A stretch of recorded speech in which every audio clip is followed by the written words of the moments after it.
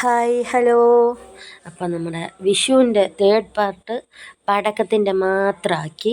അപ്പോൾ ആദ്യം കാണിച്ചത് നമ്മുടെ ഉമേഷും കുട്ടിയുമാണ്, ഇവാനി, പിന്നെ ഭാര്യ മനീഷ.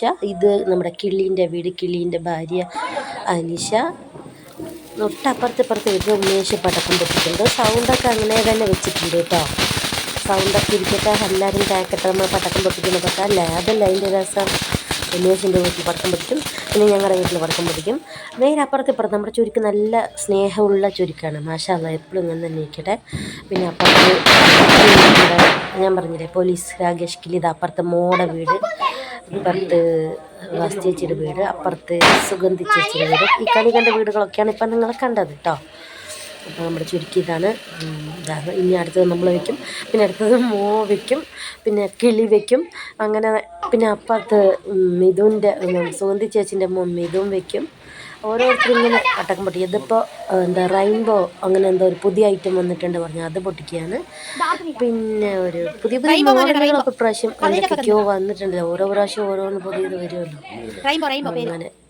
ഇത് പിന്നെ അടുത്തത് ടോർച്ച് പറഞ്ഞിട്ടൊരു സംഭവം, അത് വെച്ചിരിക്കുകയാണ്. ഞങ്ങളൊക്കെ വെളിയിൽ നിന്ന് കണ്ടത്, ഞാൻ തന്നെയാണ് വീഡിയോ ഒക്കെ എടുത്തുകൊണ്ടിരിക്കുന്നത്. അറിയുന്ന പോലെ വീഡിയോസൊക്കെ കൊല്ലിഞ്ഞിട്ടും പിടിച്ചിട്ടൊക്കെ ഉണ്ട്.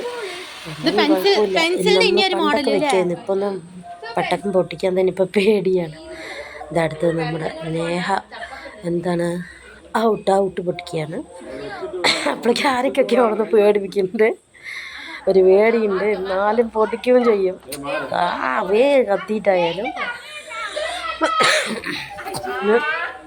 എന്താ പൊട്ടിച്ചിട്ട് വെച്ചതും മുകളിൽ പോയി കിട്ടി. അത് കഴിഞ്ഞത് നമ്മുടെ വയ്ക്കാൻ തുടങ്ങി. ഇതാ ഇതൊക്കെ കുറച്ച് സ്പീഡ് കൂട്ടിയതാണ്. അതെല്ലാം പോട്ടെ, വീഡിയോസ് നമുക്ക് ഇനി അടുത്ത വീഡിയോസ് ഇടാം. അടുത്ത വീഡിയോസ് വിഷുവേലയ്ക്ക് പോയതായിക്കോട്ടെ, അങ്ങനെ വിചാരിക്കുന്നത്. എൻ്റെ മോളും പൊടിച്ചു.